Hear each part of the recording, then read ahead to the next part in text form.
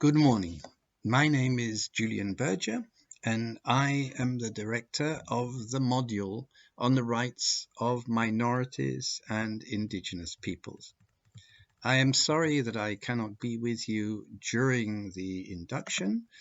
However, I hope the information I provide now through this little video will help you to decide what options you'll follow in the spring term. You have a difficult task, I know. There are a lot of interesting options. So I do want to say that subject to space being available in the classroom, the module will be open to students wanting to audit, listen in, and participate. The purpose of the module is to provide students with a knowledge of human rights, international human rights law relating to minorities and indigenous peoples. And this will require us to analyze relevant declarations and conventions, the UN's Declaration on Minorities, the UN's Declaration on the Rights of Indigenous Peoples. The latter is very interesting in being a declaration of collective rights and having interesting elements, including things like the right to lands and resources. The module will include an examination of emerging jurisprudence from international human rights bodies, such as the treaty bodies, UN's treaty bodies, and we'll look also at regional human rights mechanisms, such as the Inter-American Court and Commission on Human Rights and the African Commission, and look at developing jurisprudence in relation to minorities and indigenous peoples.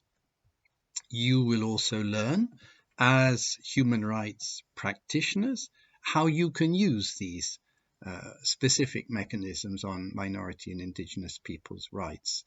In the case of indigenous peoples, for example, there are two relatively new bodies in the UN system whose membership is almost entirely made up of indigenous peoples, indigenous experts. And this provides a new dynamic in international negotiations and discourse. In the course of the module, you'll have an opportunity to learn about the human rights situation of minorities and indigenous peoples from different regions.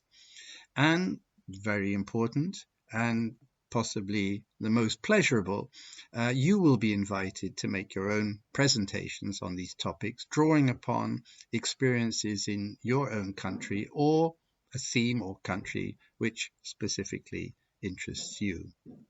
Finally, in the class discussions, we will look at the contemporary context of minority and indigenous peoples, not just focusing on, if you like, the technical aspects. And in particular, we'll look at the contemporary challenge or around the global development agenda.